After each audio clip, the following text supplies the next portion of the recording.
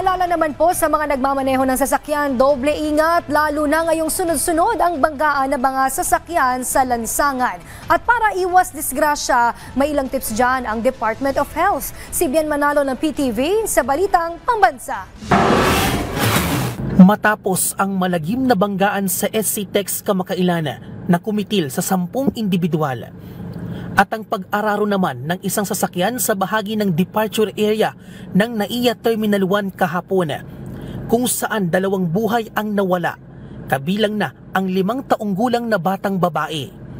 Mahigpit ang paalala ng Department of Health sa mga motorista na maging alisto at maingat sa pagmamaneho.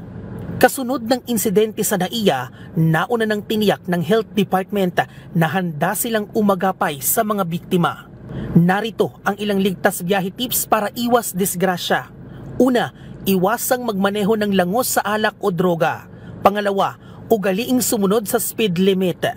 Iwasan ang mga distraction habang nagmamaneho tulad ng paggamit ng cellphone. Planuhin ng mas maaga ang biyahe para iwas pagmamadali.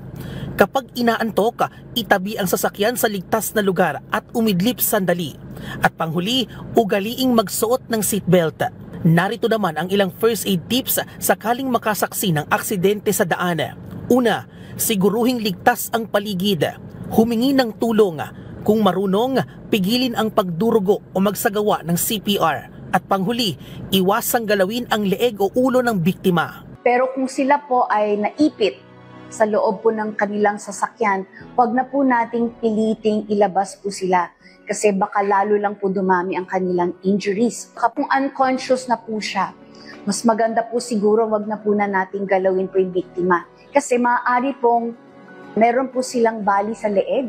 And kapag nagalaw po yung leeg na yon na may bali, baka lalong magkaroon ng damage po. Dahil dito, pinaigting pa ng kagawaran ang kanilang road safety campaign sa buong Pilipinas para maiwasan ang pagtaas ng kaso ng trahedya sa lansangan at wala nang buhay pa ang masayang.